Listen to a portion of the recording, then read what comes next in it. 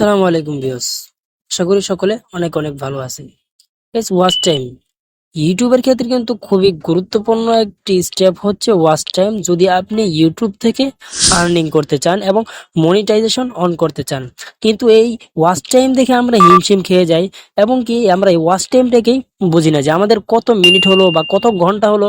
এই ওয়াচ টাইমটা দেখে আমরা হিমশিম খেয়ে যাই।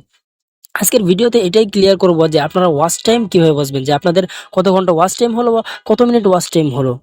তার আগে বলে রাখি, যদি আপনি এই ধরনের ইন্টারেস্টিং ভিডিও আরো পেতে চান তাহলে কিন্তু এই চ্যানেলটাকে অবশ্যই সাবস্ক্রাইব করে নোটিফিকেশন অল সিলেক্ট করে রাখবেন এবং ভিডিওটা শেষ পর্যন্ত দেখে যদি আপনার কি উপকার মনে হয় ভিডিওটা, তাহলে কিন্তু অবশ্যই লাইক করবেন এবং কমেন্টে থ্যাঙ্কস বলে যাবেন। আমরা যারা নতুন ইউটিউবার আছি, তারা যদি আমরা আমাদের ওয়াচ টাইমটাকে আমরা ইউটিউব স্টুডিও বা অন্য কোনো জায়গাতে শো করি, তাহলে সেখানে আমরা দেখতে পাই 0.1 অথবা 0.7, 0.5, অথবা যারা 1-2 মাস আমরা ইউটিউবিং করি তাহলে আমরা দেখতে পাই 1.0, 1.7 বা 6.0, 6.5। এই ধরনের ওয়াচ টাইম আমরা দেখতে পাই। এই ধরনের ওয়াচ টাইম আমরা কত ঘন্টা বা কত মিনিট হিসাব করব। এই ধরনের ওয়াচ টাইম আপনার এখানে খেয়াল রাখতে হবে যে আমাদের ধারণা অনুযায়ী এখানে কিন্তু 3টি সংখ্যা থাকা দরকার ছিল, মানে একটি ঘন্টার, আরেকটি হচ্ছে মিনিটের, আরেকটি সেকেন্ডের, কিন্তু আমরা সেখানে দুটো সংখ্যা দেখতে পাই। এদের আপনাকে বুঝে নিতে হবে যে ইউটিউব কিন্তু সেকেন্ডের হিসাব করে না, তারা ডিরেক্ট মিনিট এবং ঘন্টার হিসাব করে। অর্থাৎ দুই সংখ্যার মাঝে যে পয়েন্টটি আছে, সেই পয়েন্টের ডান পাশে যে সংখ্যাটি আছে সেটা মিনিট এবং বাম পাশে যে সংখ্যাটি আছে সেটা হবে ঘন্টা। এখন আমরা হিমশিম খেয়ে যাই যে ডান পাশে তো আমাদের 10-এর উপরে সংখ্যায় উঠে না, তাহলে কি আমাদের ওয়াচ টাইম, এখন আমরা দেখি 6, সে সময় কি আমাদের মাত্র 6 মিনিট ওয়াচ টাইম হয়েছে?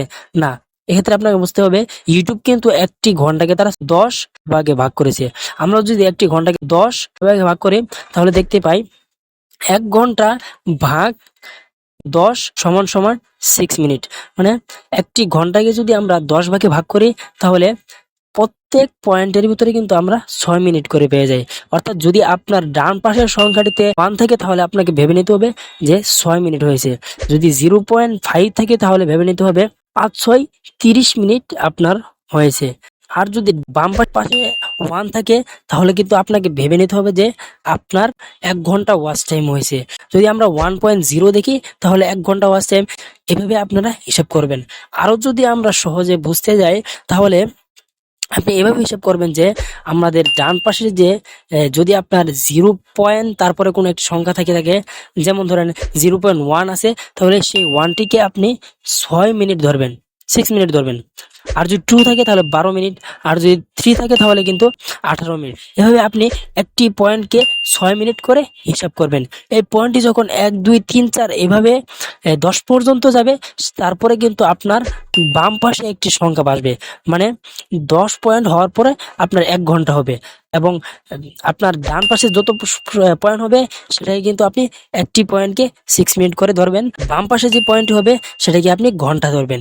আই হোপ গাইস বুঝতে পেরেছেন যে ওয়াচ টাইম আপনারা কিভাবে বুঝতে পারবেন। সো গাইস ভিডিওটা কিন্তু এই পর্যন্তই ছিল। যদি ভালো লাগে থাকে অবশ্যই একটা লাইক করবেন এবং কমেন্ট করে বলে যাবেন ভিডিওটা কেমন ছিল। আল্লাহ হাফেজ।